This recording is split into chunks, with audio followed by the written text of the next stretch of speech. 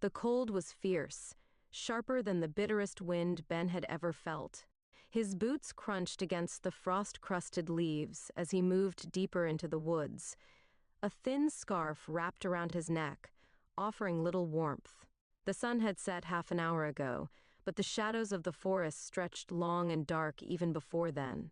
He glanced back over his shoulder, noticing how quickly the path home was swallowed by the skeletal trees. "You sure this is worth it?" he asked, his voice low. His best friend Sam trudged beside him, carrying a small backpack slung over one shoulder. "Come on," Sam muttered, eyes fixed ahead. "How many people can say they camped where the Wendigo's been spotted?" Ben frowned. The Wendigo was something his grandma had told him stories about.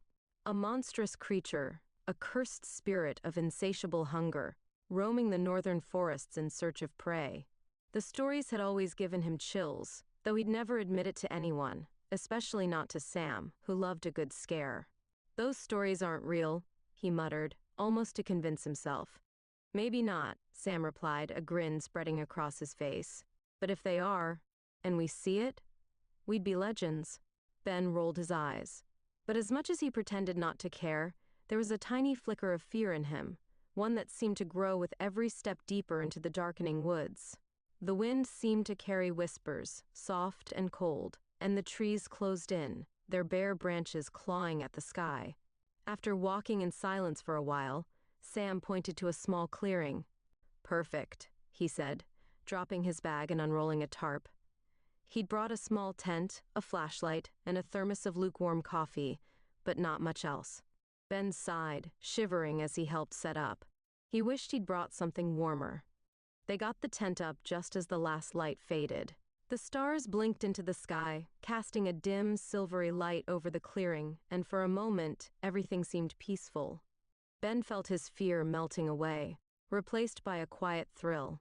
Just him and Sam, out in the wild, alone in the woods. They sat on the tarp, sipping from the thermos as they watched the stars. But as the night wore on, the silence of the forest began to feel too quiet, unnatural. The usual sounds, the rustling leaves, the distant hoot of an owl, the soft patter of small animals, were absent, as though the woods were holding their breath. And then they heard it. A faint, distant howl drifted through the trees. It was low and mournful, more a moan than a howl, and it sent a shiver down Ben's spine.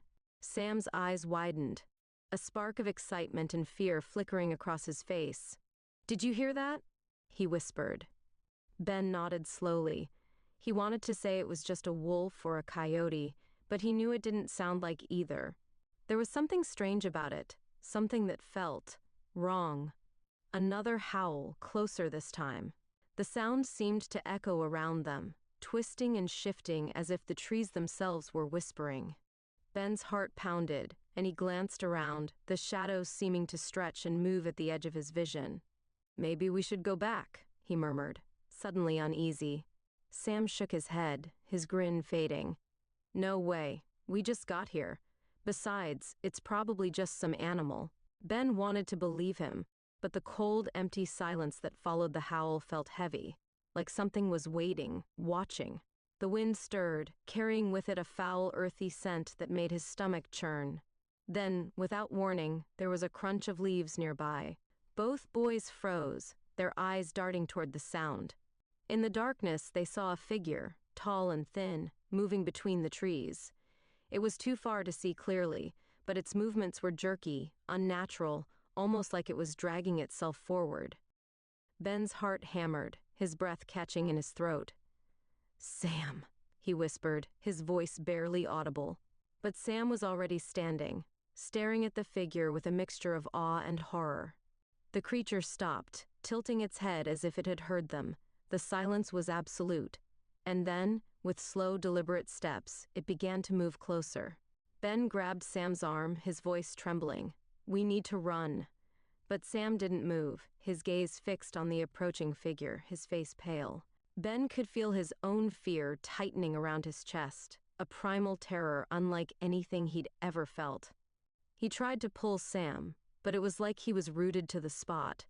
The figure was close enough now that they could make out its shape, a gaunt, skeletal form with limbs too long, skin stretched taut over sharp bones. Its eyes glowed faintly in the darkness, and its mouth was open, lips stretched into a sickening grin that seemed to hunger. Ben didn't wait any longer. He grabbed Sam's arm and yanked, snapping him out of his daze. Together they turned and ran, the darkness of the woods swallowing them as they fled, the creature's soft, wheezing breaths following close behind.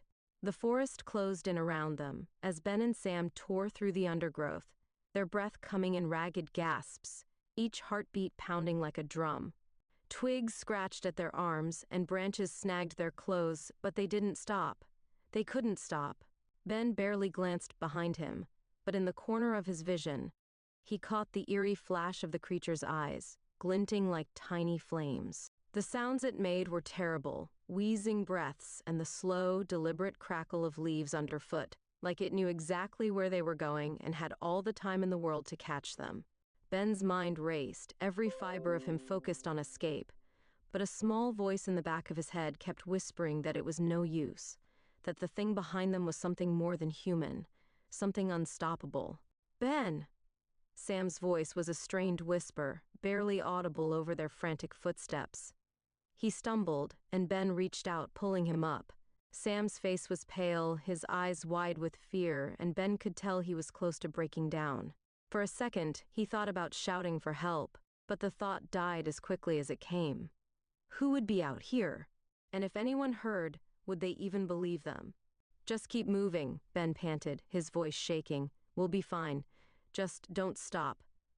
But Sam's pace was slowing, his breath coming in shallow gasps. It was obvious he'd reached his limit, and as much as Ben wanted to push forward, he knew they couldn't keep running without some plan.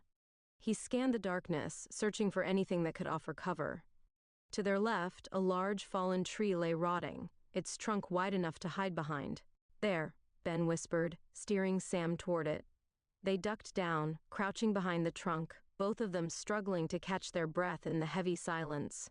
For a moment, they just listened, holding their breaths, their hearts pounding. The woods were still, again, and the creature's footsteps had stopped. Ben leaned his head against the cold bark of the tree, feeling the sharp sting of icy air as he tried to steady himself. But as the silence stretched on, he felt his fear grow. He couldn't shake the feeling that they were not alone. Sam leaned close, his voice barely a whisper. "Do you think it's gone?" Ben didn't answer. He didn't know. Instead, he took a deep breath and peered over the trunk, scanning the shadows. At first, there was nothing, just the dark, empty woods stretching endlessly in every direction. But then he saw it, a faint silhouette in the distance, standing unnaturally still. Ben froze. The creature was watching them, its eyes glinting in the moonlight. He quickly ducked back down, his heart hammering. "Still there," he whispered, his voice shaking. "It's watching us." Sam's face turned pale, and he hugged his knees to his chest, his breathing shallow. "What do we do?" he murmured, desperation in his voice. Ben forced himself to think, to keep calm. "We have to get out of here," he said, though he wasn't sure how. Every direction felt like it led deeper into the forest, into the creature's territory. But if they stayed, he knew it was only a matter of time before it came for them. He glanced around, his eyes catching on the twisted, leafless branches above them. An idea formed, a risky one, but it was all they had. "We climb," he whispered, pointing to a sturdy tree nearby with thick, low-hanging branches. "If we get high enough, it might not be able to reach us, and maybe we can wait it out." Sam hesitated, looking between Ben and the creature's silhouette in the distance. But with no other options, he nodded. Moving quickly, they crawled from behind the log and scrambled up the tree, pulling themselves up as high as they could, their fingers numb from the cold. Ben climbed until he reached a thick branch, high above the forest floor, and settled himself there, his back pressed against the trunk. Sam climbed up beside him, his face pale, his hands trembling as he gripped the branch. From this height, they could see more of the forest, the treetops stretching out in every direction, a dense sea of shadow. For a moment, they thought they might be safe. But then, the figure moved again, stepping out from the shadows. The creature walked slowly, its movements unnatural, like each step was a struggle. Its skin was pale, stretched tight over thin limbs, and its eyes glowed faintly, searching the trees. It stopped below them, tilting its head as if listening. Ben held his breath, pressing himself as close to the tree as he could. He could feel Sam trembling beside him, could hear his shallow breaths as they watched the creature from above. The creature's head lifted, and for a horrifying moment, Ben thought it would see them. But then, it lowered its gaze and let out a strange, low sound, like a sigh mixed with a growl. It stepped forward, moving deeper into the woods, until it vanished once more into the shadows. Ben waited, his muscles tense, his breath caught in his chest. He didn't move, didn't dare to even look at Sam. Only when the silence stretched on, broken only by the distant rustling of leaves, did he dare to breathe again. But even as he tried to calm himself, he knew this wasn't over. The creature was still out there, somewhere, and they were trapped in its territory, alone in the dark. And as the minutes ticked by, the silence pressed in around them, cold and unforgiving, a reminder that they were not the only ones in these woods. The hours dragged on, every second marked by the tense stillness that clung to the forest. Ben and Sam sat high in the tree, pressed against the rough bark, the only sound their faint shivering breaths. The moon hung overhead, casting pale light across the treetops, but its glow only deepened the shadows below, making the forest floor an endless sea of black. Ben's legs had gone numb from sitting so still, but he didn't dare move, his senses on high alert for any hint of the creature's return. He could feel Sam shivering beside him, but his friend's silence spoke volumes. Fear was a vice around both of them, squeezing tighter with every creak of the branches in the cold night wind. Just when Ben thought he couldn't bear the silence any longer, he felt a gentle tap on his arm. He turned to see Sam, his face pale and eyes wide, whispering so softly it was almost inaudible. Do you think it's Gigi?" Ben swallowed, glancing down to the forest floor, where the shadows seemed to move and shift. "I don't know," he murmured. "But we can't stay here forever, we'll freeze." They both knew it was true. The chill was biting, seeping through their clothes and gnawing at their bones. But the idea of climbing down, of setting foot on the ground where the creature had stalked them, felt like stepping into a nightmare. Maybe we just walk straight out of the woods," Sam suggested, though his voice wavered. "If we keep moving, maybe we can outrun it." Ben thought about that. They'd been running blindly, and by now he wasn't sure which direction led home and which led deeper into the forest. But he couldn't deny that sitting in the tree waiting was no solution. "All right," he said, trying to sound braver than he felt, "but we need to be quiet. And we stick. Together." Slowly they began their descent. Each movement felt magnified, the creak of every branch like a scream in the silence. Ben's heart pounded as he reached the bottom, his feet landing softly on the forest floor. Sam joined him, and for a brief moment they stood there, frozen, listening. Nothing. Just the whisper of wind through the trees. They began to move, picking a direction that seemed as good as any. They stepped carefully, each footfall calculated, every rustling leaf beneath their feet sending a jolt of fear through their bodies. The shadows felt thicker, almost as though they were pressing in on them, hungry and watchful. "Ben," Sam whispered, clutching his friend's arm as they moved. "I think it's real. All those stories about the Wendigo." Ben's mouth went dry, memories of his grandmother's tales bubbling up to the surface. She'd told him the Wendigo was an ancient spirit, a creature born of hunger and desperation. It was a spirit of the north, stalking winter forests, a creature that hunted those who strayed too far from home. "Don't think about that now," Ben muttered, though the thought gnawed at him. "We'll get out of here. Just keep moving." But no matter how far they went, every tree looked the same, every shadow a reminder that they were in unknown territory. The wind began to carry something foul, a scent so putrid and rotten that it made Ben gag. It was the smell of decaying flesh, thick and nauseating, filling the air as they moved deeper into the woods. The scent brought a fresh wave of dread, sinking into Ben's bones. He remembered his grandmother describing it, "The Wendigo's breath smells like death itself, boy. If you ever smell it, don't stop running." He glanced at Sam, who was covering his nose with his sleeve, his face pale. "We need to hurry," Ben whispered, picking up his pace, his eyes darting through the trees. And then, from somewhere in the darkness, there was a sound. Soft at first, like the distant crunch of snow underfoot, but it grew louder, steady, relentless. Footsteps. They were far behind, but unmistakable, each one a reminder that they were not alone. Sam's eyes widened, his face contorting with fear as he grabbed Ben's arm. "It's coming," he breathed, his voice barely a whisper. "Go," Ben hissed, adrenaline propelling him forward. They took off, running blindly, weaving through trees, branches clawing at them as if the forest itself were trying to keep them from escaping. But no matter how fast they ran, the footsteps followed, steady, unhurried, as if the creature knew they could not escape. Ben felt panic grip him, but he forced himself to keep going, to push through the cold and exhaustion. "Look for anything," he gasped to Sam. "A cave, another tree, something to hide in." Just as he said it, they stumbled into a small clearing, where an enormous boulder jutted from the ground, covered in moss and almost black in the moonlight. Its surface was rough and slanted, leaving a small space underneath just big enough for the two of them to squeeze into. Without a word, they ducked under the boulder, pressing themselves against the cold rock, trying to make themselves as small as possible. They held their breath, listening as the footsteps grew louder, closer. From their hiding spot, they could see only a sliver of the forest, the shadows thick and shifting. And then, through the narrow gap, they saw it. The creature stepped into the clearing, moving with a horrible, jerking gait. Its limbs were too long, its body hunched and skeletal, skin stretched tight over bones. Its face was ghastly, hollow-eyed, its mouth open in a twisted, unnatural smile. And its breath, every exhale carried that same putrid stench, filling the air with the scent of decay.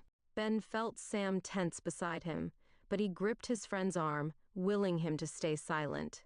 He knew that any noise, any movement would draw the creature's attention. The creature's head swiveled, scanning the clearing with hollow, glowing eyes. It moved slowly, deliberately, as if it knew they were near. Its breaths came in ragged, wheezing gasps, each one rattling through the cold night air. Then it paused, turning its head slightly in their direction. Ben's heart stopped. He felt his pulse pounding in his ears, his hands trembling as he fought the urge to run. But he stayed still, barely breathing, praying the shadows would hide them. The creature took a step closer, its gaze fixed on the boulder. Ben's body went rigid, fear clawing at him as the creature's hollow eyes narrowed, its head tilting, as though it were listening. And then, slowly, it turned away, its gaze shifting to the trees on the other side of the clearing. It let out a low, guttural sound, almost like a sigh, and began to move away, disappearing once more into the shadows. They waited, not daring to move, until the footsteps faded into the distance, swallowed by the silence of the forest. When they were certain it was gone, Ben released the breath he'd been holding, his body sagging with relief. He turned to Sam, who was shaking, his eyes wide with terror.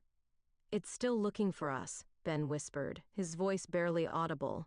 "But it didn't see us." Sam nodded, but his expression was grim. "It's not going to stop, is it?" Ben swallowed, the weight of their situation sinking in. They were being hunted by something relentless, something that would never stop until it caught them. And as they crouched beneath the cold boulder, Ben couldn't shake the feeling that, no matter how far they ran, the Wendigo would always be just a step behind. Ben's hands were numb from the cold, his body stiff from crouching under the boulder for what felt like hours. The creature's horrible rasping breaths and steady footsteps had faded into the distance, but he knew better than to feel safe. It was out there, somewhere in the darkness, waiting for any sign of them. They couldn't stay hidden forever. Sooner or later, the Wendigo would return, drawn to any trace of warmth or scent it could catch. Ben glanced at Sam, whose face was pale and drawn, his hands shaking as he clutched his knees. Ben knew his friend was exhausted, but they had no choice. "Sam," he whispered, nudging him gently. "We can't stay here." Sam's eyes darted to Ben's, fear stark in his gaze. "Where are we supposed to go?" he whispered back. "We don't even know how to get out." Ben felt a pang of guilt. It had been his idea to venture out here, but he pushed that feeling down. They needed a plan, and they needed it fast. "I think, if we head north, we should find the road we came in on. It can't be too far. We just have to keep moving, stay quiet, and maybe we'll be able to." A faint snap of a twig echoed from somewhere beyond the clearing, freezing both of them in place. Ben's breath caught in his throat, and he felt Sam's grip tighten on his arm. The footsteps returned, slow and measured, each one coming closer. It was like the creature knew exactly where they were, toying with them, letting them believe they were safe only to close in once more. Ben's heart raced, each beat loud in the silence, but he forced himself to stay calm. They couldn't panic. Not now. "We need to go," he mouthed, barely making a sound, his eyes locked on Sam's. Sam nodded, his face pale but determined, and together they slipped out from under the boulder, staying low as they crept through the trees. They moved in silence, their breaths shallow, their footsteps careful to avoid the brittle twigs and dry leaves that littered the forest floor. The wind picked up, swirling around them, carrying that awful stench of decay that made their stomachs churn. Ben fought back the bile rising in his throat, knowing that smell meant only one thing: the Wendigo was close. They pushed forward, weaving through the trees, keeping their heads low. The forest around them was a twisted maze of shadows, every path looking the same, every tree a dark, looming figure in the night. The cold air burned Ben's lungs, but he didn't slow down, his fear driving him forward, pushing him past exhaustion. The footsteps followed, steady and relentless. No matter how far they went, the creature seemed to be right behind, moving with a chilling, almost deliberate pace. Ben didn't know how it was tracking them so easily, but it felt like it could sense their fear, feeding off it, drawing closer with every moment. Finally, they stumbled upon a narrow, rocky stream cutting through the forest floor. The water was shallow, but it flowed quickly, winding through the trees like a silver thread in the moonlight. Ben remembered something his grandmother had told him. The Wendigo is a creature of hunger, drawn by the scent of the living. But water can confuse its senses. When the Wendigo's near, find the river and follow it. "Sam," he whispered, pointing to the stream, "if we follow this, it might lose our scent." Sam hesitated, glancing back toward the darkness where the creature's footsteps had last echoed, but he nodded, understanding. They stepped into the icy water, wincing as the chill soaked through their boots. The stream was shallow, only ankle-deep, but the freezing cold bit into their skin, making them gasp. They moved carefully, wading upstream, hoping the water would mask their trail. Every step was agony, the cold seeping into their bones, but Ben knew it was their only chance. They kept going, every sense on high alert, their eyes darting to the shadows, ears straining for any sign of the creature. For a while, the only sounds were the gentle gurgle of the stream and their own ragged breaths. The footsteps had stopped, and the forest was silent once more. Ben dared to feel a spark of hope. Maybe the stream had worked. Maybe the creature had lost them. A sudden crash of branches shattered the quiet, followed by a guttural, inhuman growl. Ben whipped his head around, and his heart nearly stopped. The creature stood on the bank of the stream, its hollow eyes glowing faintly in the darkness, its mouth twisted into a sickening grin. It hadn't lost them at all. It had followed them here, watching, waiting. "Run!" Ben shouted, his voice breaking the silence. He grabbed Sam's arm, yanking him forward as they splashed through the water, not caring about the noise now. The creature let out a shriek, a sound so terrible it seemed to echo through the entire forest, and it lunged after them, its limbs moving with unnatural speed. The boys scrambled up the stream, their feet slipping on the slick rocks, cold water splashing around them as they stumbled forward. The Wendigo was behind them, its wheezing breaths filling the air, so close Ben could feel the icy chill of its presence. He didn't dare look back, didn't want to see the creature's twisted skeletal form looming closer. His entire focus was on moving forward, on pushing past the exhaustion and fear that threatened to pull him down. Up ahead, he saw the faint glimmer of a light, a small flickering orange glow in the darkness. For a split second, he thought it might be a hallucination, a cruel trick of his mind. But as they drew closer, he realized it was real. A campfire, small but bright, illuminating a cluster of trees near the stream's edge. "Over there!" he gasped to Sam, pointing to the light. They stumbled toward it, their feet numb from the cold, their breaths coming in ragged gasps. As they broke through the trees, they saw a small campsite, a single tent pitched beside a crackling fire. A man sat by the fire, his back to them, humming softly to himself. He was dressed in a heavy coat, his face hidden beneath the shadow of a wide-brimmed hat. Ben and Sam skidded to a halt, relief flooding through them. They had found someone, a real person, a safe place. "Sir," Ben called out, his voice hoarse. "Please, you have to help us. There's something." But the man didn't turn around. He continued humming, his body swaying slightly, as if he hadn't heard them at all. Ben's relief turned to confusion, and a chill ran down his spine. "Sir?" He tried again, stepping closer to the fire, but something in the air felt wrong. The firelight flickered, casting strange shadows over the man's figure, and Ben's heart skipped a beat as he realized the humming was strange. Too slow, too low, as though it was being dragged out. Then the man's head turned, tilting slightly, revealing a face that was eerily blank, his eyes unfocused, his skin pale and waxy. He opened his mouth, but instead of words, a low, strangled sound escaped, almost like a growl. Ben felt a sickening wave of dread as he took a step back, realizing that whatever this was, it wasn't human. And then, in the flickering firelight, he saw it, a second pair of eyes glinting in the shadows, hollow and hungry. The Wendigo had caught up with them, and it wasn't alone. In that horrifying moment, Ben understood. The figure by the fire, the one that looked so human, it was one of the creature's victims. A hollow shell left behind, caught in some terrible eternal mimicry of life. Ben turned to Sam, his voice trembling. "We need to go, now." But the Wendigo moved closer, its twisted figure merging with the darkness, its eyes fixed on them with an unnatural hunger. The fire flickered, and in its light, Ben saw the hollow, vacant expression of the figure by the fire. His gaze locked on nothing, his mouth still moving in that horrible, slow hum. They had nowhere left to run, no place left to hide. And as the Wendigo closed in, Ben realized that this was its territory, its trap, and they were right where it wanted them. Ben's heart pounded as he stared at the empty-eyed figure by the fire, its mouth still twisted in that sick, lifeless hum. The Wendigo had them cornered, trapped in its twisted game, and the night felt colder than ever, as though every shred of warmth had been swallowed by the creature. Sam clutched Ben's arm, his face white with fear, but he forced himself to speak in a hoarse whisper. "Ben, what do we do?" Ben scanned the area frantically, his mind racing. They couldn't go back into the forest, not with the creature lurking there. But staying here wasn't an option either.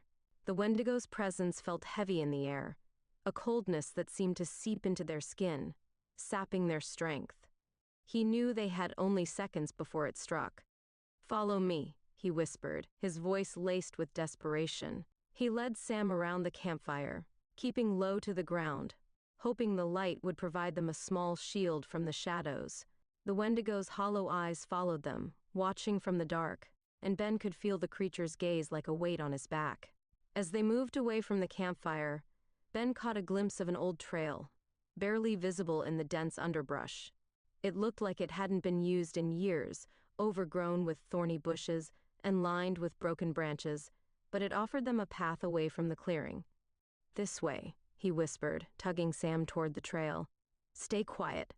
They plunged into the overgrown path, ducking under low-hanging branches, pushing aside thorny vines that scraped against their skin.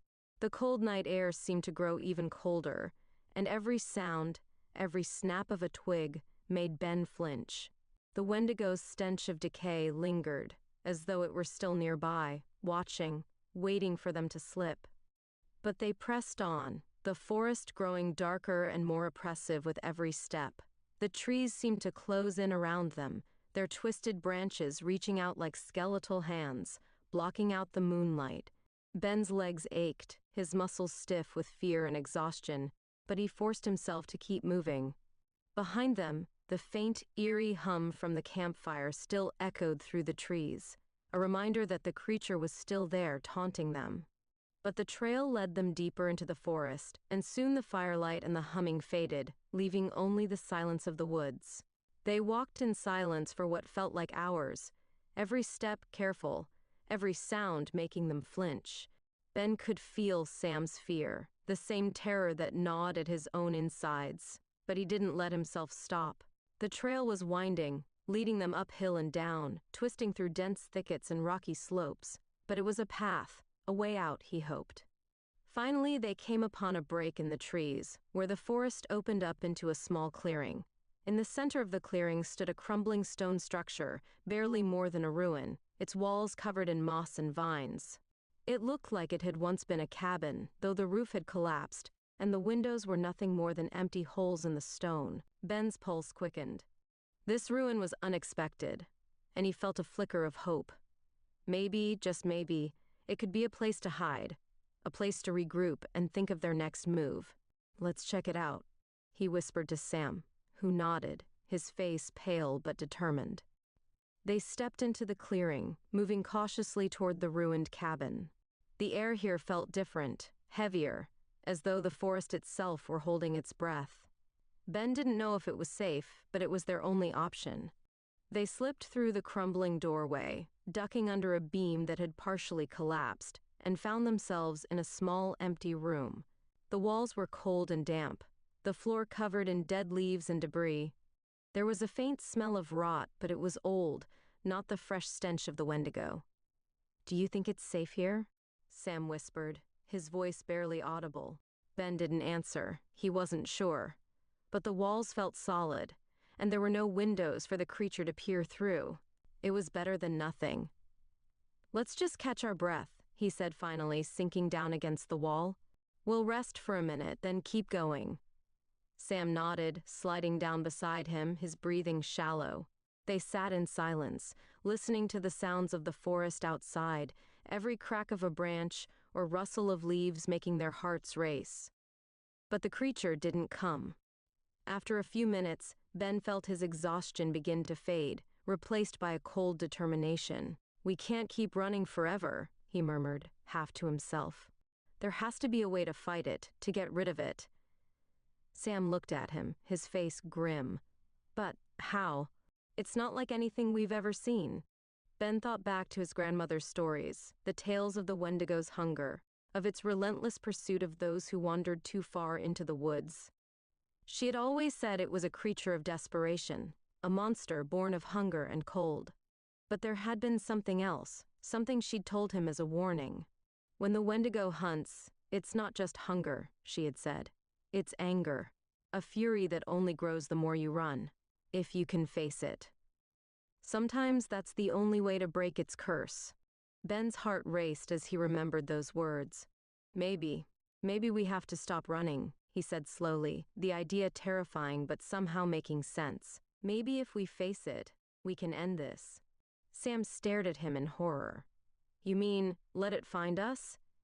Ben shook his head, struggling to find the right words. "Not exactly, but maybe if we draw it in, we can trap it somehow. Maybe there's a way to hold it off, to turn its anger against it." He wasn't sure what he was saying, but the idea gave him a strange sense of control, like he was taking the power back, even just a little. If they could lure the Wendigo here, if they could find some way to outsmart it, maybe they had a chance. Sam's face was pale, but he nodded, a glimmer of hope in his eyes. "All right, but how?" Ben looked around the ruined cabin, his mind racing. The walls were solid stone, and there was only one doorway. If they could block it off, maybe they could trap the creature inside. But he knew they would need more than that. He scanned the debris on the floor, his eyes catching on a pile of broken branches and dry leaves. "We'll set a fire," he said, his voice growing more confident. "When it comes in, we light the fire and block the door. Maybe the fire will be enough to keep it trapped." Sam nodded, his expression grim but determined. "If it works, it'll have to be quick." They gathered the driest branches and leaves they could find, piling them near the doorway. They found a rusty old can with some oil residue near the back of the cabin and poured it over the wood. Ben took out his lighter, his hands shaking, but he forced himself to stay calm. And then they waited, crouched in the shadows, every nerve on edge as they listened to the silence outside. The forest was quiet, but there was a heaviness in the air, a feeling of impending dread that told Ben the creature was close. Then, from the darkness, came the familiar shuffling footsteps, slow and deliberate, as if the creature knew they were waiting. Ben gripped the lighter, his heart pounding as the footsteps drew closer until they stopped just outside the doorway. He could see its shadow now, long and twisted, creeping across the floor as the creature stepped into the doorway, its hollow eyes glinting in the dim light. He took a deep breath, meeting Sam's terrified gaze. "Now," he whispered, flicking the lighter and touching it to the pile of branches. The fire roared to life, the flames leaping up, filling the doorway with light and heat. The Wendigo shrieked, recoiling from the flames, its twisted form silhouetted in the firelight. Ben and Sam grabbed a heavy beam and shoved it across the entrance, blocking the doorway, trapping the creature inside. The Wendigo thrashed, its hollow, hungry eyes fixed on them, but it couldn't pass through the flames. Its scream echoed through the night, a sound of pure rage and desperation, as the fire spread, consuming the doorway, filling the cabin with thick smoke. Ben felt his strength wane, but he held firm, his heart pounding with a mixture of fear and triumph. The creature was trapped, its fury finally turned back upon itself. As the flames roared and the creature's screams grew weaker, Ben felt a strange sense of peace wash over him. They had faced the Wendigo and somehow they had survived. But even as they watched the fire, Ben couldn't shake the feeling that the creature's curse was not truly gone. The Wendigo's hunger was eternal, a darkness that would always lurk in the forest, waiting for its next victim to stray too far from the light. The fire raged through the cabin, smoke curling into the dark sky, and for the first time since their ordeal had begun, Ben allowed himself to feel a sliver of hope. The Wendigo's anguished wails faded, replaced by the crackling of the flames consuming the old structure. He and Sam backed away from the inferno, their faces illuminated by the flickering light, exhaustion weighing heavily on them. We did it," Sam whispered, his voice trembling with disbelief. "We trapped Ayat." Ben wanted to believe him. The sight of the Wendigo struggling within the flames had been something he would never forget, its twisted form outlined against the roaring fire. But he couldn't shake the uneasy feeling that their victory was somehow incomplete. His grandmother's stories had spoken of the Wendigo's eternal hunger, a curse that clung to the land and would only pass from one victim to the next. Was the Wendigo truly gone, or had they merely driven it away to haunt another part of the forest? "We need to keep moving," Ben said quietly, glancing around the clearing. "We don't know if it's really over. Let's get back to the road, to the town." Sam nodded, his face pale and drawn, but a glimmer of determination in his eyes. He followed Ben away from the blazing cabin, their footsteps crunching over dry leaves as they moved deeper into the woods, hoping to find the path that would lead them out. The forest felt different now, as though it had exhaled a long-held breath. The oppressive weight that had lingered in the air was gone, leaving an eerie silence in its place. The usual sounds of the forest, rustling leaves, distant hoots, and chirping crickets, were absent, as if the wilderness itself was recovering from the creature's presence. It was unsettling, and both boys quickened their pace, eager to leave the forest behind. They trudged forward, exhaustion heavy on their limbs, each step taking them farther from the ruin and the smoldering fire. But as they walked, a strange sense of disorientation set in.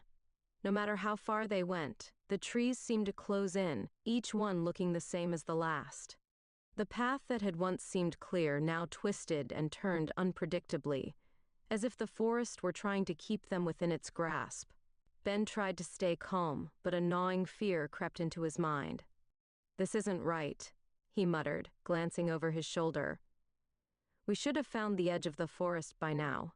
Sam's face paled, and he turned in a slow circle, his eyes scanning the trees.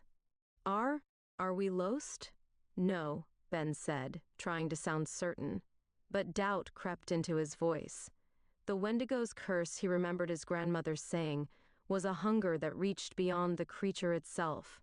Those who encountered it rarely escaped untouched. They had escaped the creature, but the forest felt like it was still under the Wendigo's thrall, warping the path to keep them within its boundaries. They pressed on, their fear mounting with every step. The trees grew thicker, the shadows darker, until they could barely see where they were going. It was as if the forest had shifted, becoming a maze designed to keep them lost. Panic clawed at Ben's mind, but he forced himself to focus. He couldn't let the fear take control. "Look," Sam whispered suddenly, pointing to a faint glow in the distance, a flicker of light through the trees, too steady to be fire.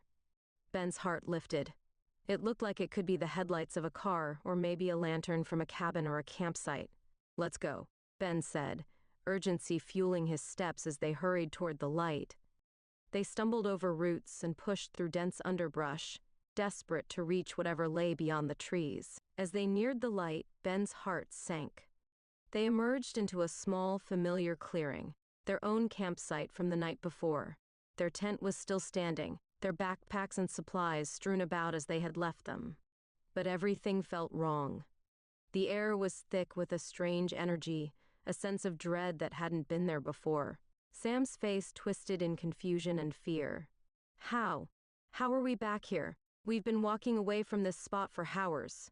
Ben's mind raced, grappling with the impossible reality. It was as if the forest itself had guided them back to this place, their escape attempt little more than a loop, returning them to where it all began. "It's the curse," Ben whispered, realization settling over him like a weight. "The Wendigo's curse. It's not just about the creature. It's the land itself. It won't let us leave." Sam shook his head, his voice barely a whisper. "Then what do we do? If we can't leave, if it's all just one endless loop?" Ben looked around, his mind racing. The curse was stronger than he'd realized. Killing the creature hadn't ended it. They needed something more, something to break the hold it had on the land. He thought back to his grandmother's words, trying to recall every detail of her stories. The Wendigo was once human, she had told him, a person who gave in to their hunger, who became a monster because they took what wasn't theirs. The curse spreads from that hunger, greed, desperation. The only way to break it is to restore what was taken, to end the cycle. Ben looked at Sam, his voice trembling but steady. "If the Wendigo's curse is about hunger and greed, maybe we have to give something back. A sacrifice." Sam stared at him, horror dawning on his face. "What? What kind of sacrifice?" Ben didn't answer immediately. He scanned the campsite, his gaze landing on their supplies, the backpacks, the food they'd brought with them, the tent, everything they'd packed so carefully for their trip. The Wendigo was created by taking from the land, by giving into a hunger that couldn't be satisfied, he said slowly, a plan forming in his mind. "Maybe we need to show that we're willing to give back. Everything we brought here, everything we took with us, we need to leave it behind." Sam's face twisted in shock. "All of it? But we'll have nothing left, no supplies, no way to survive if we're stuck here." Ben met his gaze, his expression grim. "I know, but it's the only thing I can think of. We have to show that we're not like the Wendigo, that we're willing to let go." Sam hesitated, fear flickering in his eyes, but after a moment, he nodded. "All right, let's do it." Together, they gathered their belongings, piling everything in the center of the campsite. Their food, their gear, their matches, even their tent. Ben's heart ached as he placed his backpack on the pile, knowing it held all the things he'd counted on for survival. But he reminded himself that survival was meaningless if they remained trapped in this endless nightmare. When they'd placed the last of their items on the pile, Ben took a deep breath, feeling a strange sense of peace. He glanced at Sam, who gave him a shaky nod, and then he turned back to the pile, raising his voice to the silent forest. "We're leaving it all behind," he said, his voice echoing through the trees. "We don't want anything more from this place. We just want to go home." For a long moment, nothing happened. The forest remained silent, the air heavy with an almost expectant stillness. Ben held his breath, his heart pounding, wondering if they'd made a mistake, if their sacrifice would go unheeded. But then, slowly, the oppressive weight in the air began to lift. The shadows seemed to retreat, the darkness softening, and a faint warmth seeped into the clearing. It was subtle, but Ben could feel it. The curse was loosening its hold. A gentle breeze stirred the leaves, carrying with it a sense of release, of freedom. Ben felt an overwhelming sense of relief wash over him. It was as if the forest had accepted their offering, recognizing their willingness to let go, to break the cycle. He glanced at Sam, a tentative smile spreading across his face. I think it worked." Sam let out a shaky laugh, disbelief and relief mingling in his expression. "So, can we leave now?" Ben nodded, feeling a lightness he hadn't felt since they'd first encountered the creature. "Yeah, let's go." They turned away from the clearing, leaving their belongings behind, and walked into the forest. Time. The path felt clear, the trees no longer twisting to keep them in place. The forest had returned to its natural state, free from the Wendigo's curse. As they emerged from the trees and stepped onto the familiar road that led back to town, Ben glanced back one last time. The forest loomed behind them, dark and silent, but it no longer felt hostile. It was just a forest, a place of shadows and mystery, but one that had let them go. They walked down the road, exhaustion weighing on them, but a sense of peace in their hearts. They had faced the Wendigo, survived its curse, and come out stronger. But as they left the forest behind, Ben knew he would never forget the darkness they'd encountered, the hunger that had lurked in the shadows.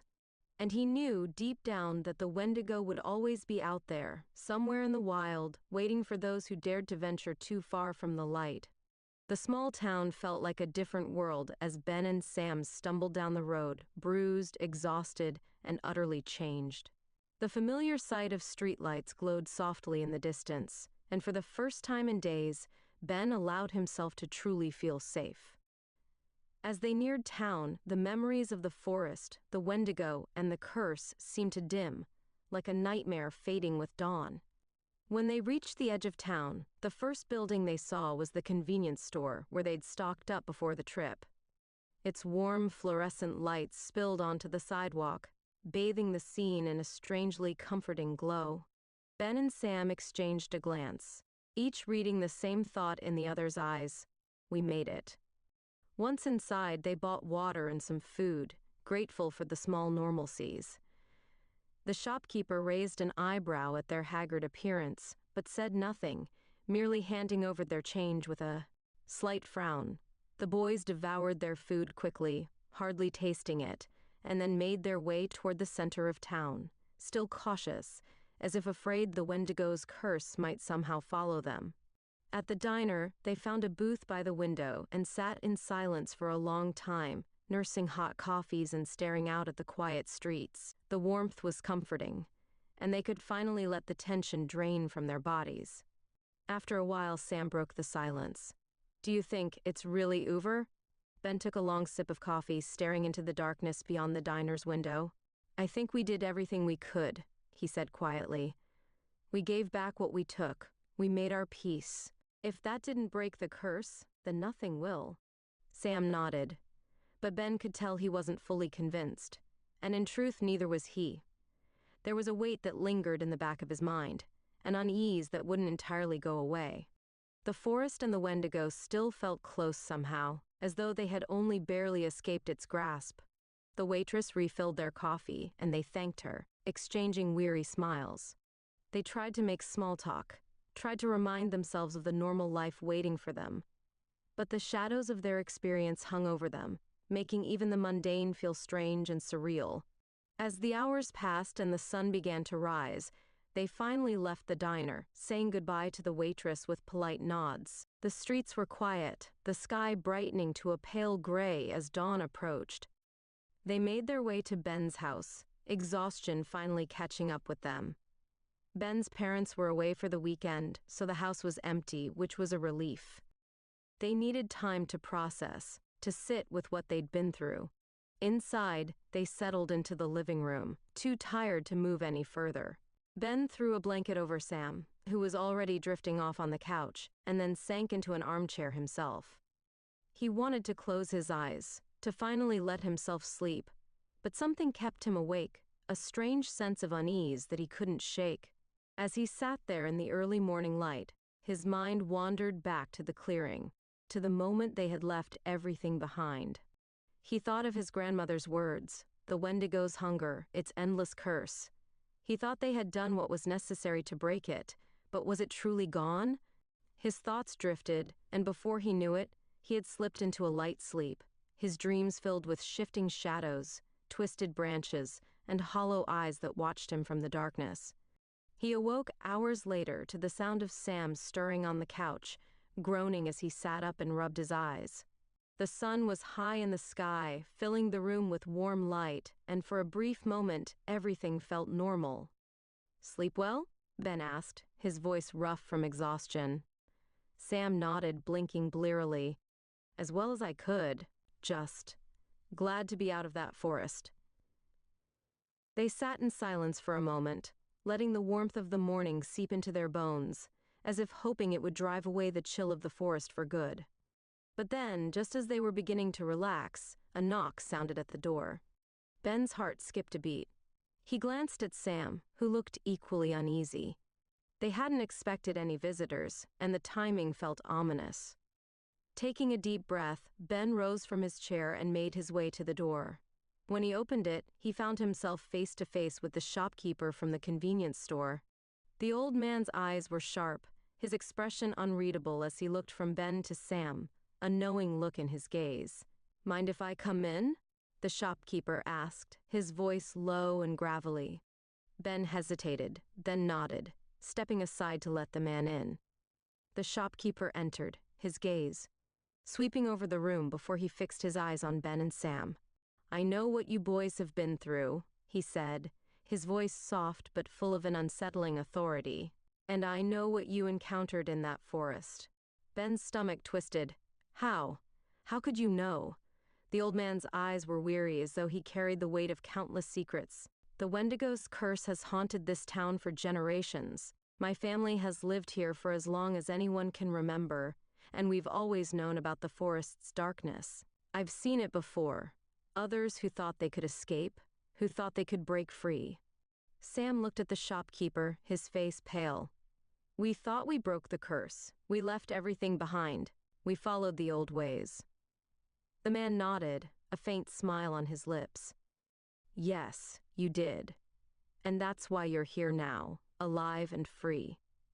But the Wendigo's curse doesn't end so easily. It lingers, waiting for those who venture too close, who allow their fear or desperation to take hold." Ben felt a chill run down his spine. "So, it's still out there, waiting for someone else to fall into its trap?" The shopkeeper's gaze hardened. "The Wendigo is part of the land now, a force that can never be fully eradicated. You boys may have escaped, but others may not be so lucky. The only way to truly keep it at bay is to respect the forest, to never take more than you need, and to remember the darkness that lurks beyond the trees." Ben and Sam exchanged a glance, understanding settling over them. They had faced the Wendigo and survived, but their victory was temporary. The creature's curse was woven into the fabric of the land, an ever-present reminder of the dangers that lay beyond the light. The shopkeeper turned to leave, pausing at the door to give them one last solemn look. "Remember what you've learned, boys, and if you ever feel the forest calling again, be sure you're ready to face what lies within." With that, he stepped outside, leaving Ben and Sam alone in the quiet house. They sat in silence for a long time, the weight of his words sinking in, the knowledge of the Wendigo's lingering presence settling like a shadow over their hearts. Eventually, Ben broke the silence, his voice barely a whisper. "We may have escaped, but it'll always be there, won't it?" Sam nodded, his face grim. "Yeah, but maybe that's not a bad thing. Maybe. It's a reminder of what happens when you let the darkness consume you." Ben thought of his grandmother's stories, of the warnings she had given him about the Wendigo and its insatiable hunger. He understood now, in a way he hadn't before. The Wendigo was a creature born of desperation, a monster that could exist in anyone, given the right circumstances. As the sun climbed higher in the sky, they sat together, the memory of the forest lingering in their minds, a warning they would carry with them always. The Wendigo's curse had been broken for now, but its shadow remained, a dark presence waiting in the wild, a reminder that the forest would never truly be free. And as they looked out the window, toward the line of trees in the distance, they knew one thing for certain: they would never venture into that forest again. The days passed slowly after their return, but Ben and Sam struggled to settle back into their normal lives. They went back to school, joined their friends at the usual spots, and laughed when expected, but there was a distance between them and the world around them. The memories of the Wendigo and the haunted forest lingered, slipping into their minds in quiet moments, a shadow that wouldn't fully disappear. It wasn't just the memories. Each night, Ben felt as though something were watching him. He would lay in his bed, staring at the ceiling, feeling the weight of unseen eyes pressing on him, a creeping presence he couldn't quite shake. He began sleeping with a nightlight, something he hadn't done since childhood, but even that did little to settle his nerves. One evening, about a week after their return, Sam called him, his voice tense and quiet. "Are you feeling it too?" Sam asked without preamble. Ben knew immediately what he meant. "Yeah, it's still there, like we brought a piece of the forest back with us." Sam let out a heavy sigh. "I thought it was just me. I keep seeing things out of the corner of my eye, like shadows moving. I thought maybe I was losing it." "You're not," Ben replied, his voice firm, though his heart was racing. "I feel it too. Maybe it's just our minds playing tricks on us. We went through a lot." Sam was silent for a moment before he spoke again, his voice a whisper. "Ben, my dad's noticed. He said I'm not myself anymore, that I seem haunted. And I don't know how to make him understand. I don't even you understand." Ben's hand tightened around his phone. "Look, let's meet up tomorrow. There's something I want to show you." The next day, Ben met Sam after school and led him to his grandmother's house. She was waiting for them on the porch, her dark eyes observing them with a knowing, somber look. She greeted Sam with a gentle nod before turning to Ben. "You've felt it, haven't you?" she asked quietly. "The mark it left on you both." Ben nodded, surprised she already seemed to know. "It's like it's still with us somehow. We thought leaving everything behind would break the curse, but it didn't feel like it was enough." His grandmother's face softened with understanding. "The Wendigo's curse isn't just a creature or a spirit, Ben. It's a hunger, a darkness that clings to the soul. When you encounter it, it leaves a mark. It's why I warned you to never stray too far into the woods. Once you touch the Wendigo's darkness, it doesn't easily let go." Sam's face paled. "So, it's going to be with us forever?" She shook her head gently. "Not forever. But it's a scar, one that needs to be healed. And healing is a long, deliberate journey." She gestured for them to sit down around the small fire pit in her backyard, where she had already started a small fire. "Tonight, we'll start that healing." They sat around the fire, watching the flames dance in the cool evening air. Ben's grandmother took out a small pouch filled with sage and cedar, tossing it into the fire, which flared briefly with a fragrant smoke. "This is a cleansing ritual," she explained, her voice calm and soothing. "It's not a cure, but it's a step toward mending the marks the Wendigo left on your spirits." The boys sat silently, following her instructions as she led them through the ritual. They closed their eyes, focusing on their breathing, listening to her words as she chanted softly in her native language. The words were rhythmic, like a song, and Ben felt his mind drifting, the tension in his body loosening. As the ritual continued, Ben felt something shift within him, a faint lifting, as though a weight had been eased from his heart. He still felt the shadows, but they were less oppressive, their grip loosened by the warmth of the fire and his grandmother's words. After what felt like hours, she finished the chant, her voice softening to a whisper before fading entirely. She opened her eyes, looking at Ben and Sam with a steady gaze. "This will help," she said, her tone gentle yet firm. But it won't erase what you've experienced. The Wendigo has left its mark on you, and you'll carry that memory. But now, the darkness won't have power over you." Ben and Sam exchanged a look, relief mingling with a quiet understanding. They knew the Wendigo's shadow might linger for a while, but it no longer felt insurmountable. They had taken the first step toward healing, and that was enough. As they left his grandmother's house that night, the stars bright above them, Ben felt a sense of peace he hadn't felt since their encounter with the creature. He looked over at Sam, who gave him a small, reassuring smile. "We'll be all right," Sam said softly, as if reassuring himself as much as Ben. "We survived it once, and we'll survive the memory too." Ben nodded, feeling a warmth spread through him as they walked down the quiet street. The Wendigo might have left its mark, but they were stronger now, bound by an experience that had changed them both. And as they walked away, leaving the fire and shadows behind, Ben felt certain that they would face whatever came next together. In the weeks that followed, Ben and Sam's lives gradually returned to normal. The shadows still lingered in their minds, but the weight of their encounter with the Wendigo grew lighter with each passing day.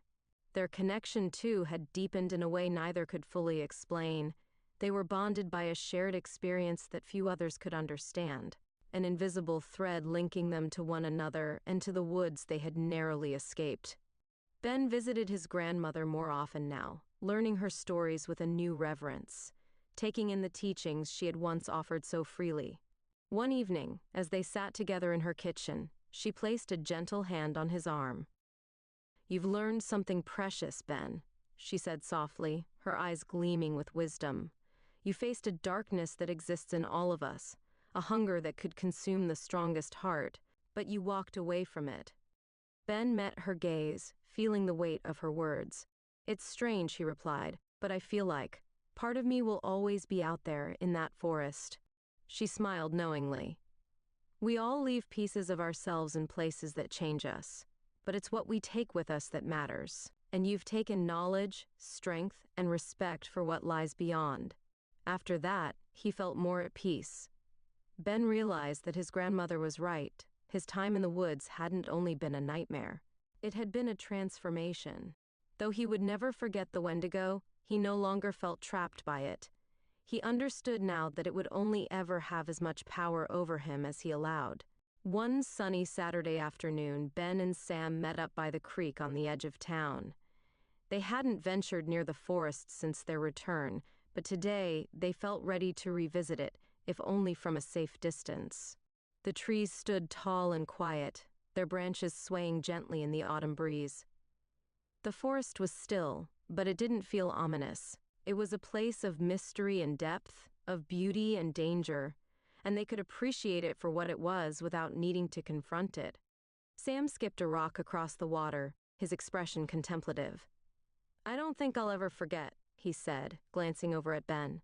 "But I feel like I'm not afraid of it anymore. It's just part of the world, you know? Part of the mystery." Ben nodded, understanding completely. "Yeah, I think that's what I was missing before. I kept wanting to prove something, kept looking for a thrill. But now I know how much bigger it is, how much more there is that we'll never understand." They sat in silence for a while, the sun warming their backs as they looked out at the forest, a sense of quiet acceptance settling over them. They didn't need to test its limits or unlock its secrets. They had been shown its darkness, and that was enough. Eventually, Sam looked over at Ben, a playful glint in his eye. "Think the guys at school would believe us if we told them what happened?" Ben chuckled. "Not a chance. They'd probably think we were making it up or that we just had a bad trip or something." Sam laughed, the sound light and free. "Maybe that's for the best.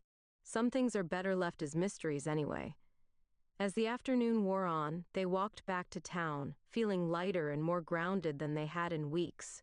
The encounter with the Wendigo had scarred them, yes, but it had also prepared them to move forward with a deeper understanding of the world and their place in it. When they reached the edge of town, Ben stopped and looked back at the line of trees, feeling a strange sense of gratitude. The forest had tested them, shaped them, and forced them to confront their darkest fears.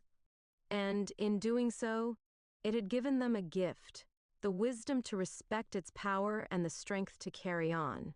Ready to go? Sam asked, glancing back as well. Ben nodded, turning away from the forest for the last time. Yeah, let's go. And with that, they left the woods behind them, stepping into a new dawn, free from the shadows, ready to face whatever the future might hold.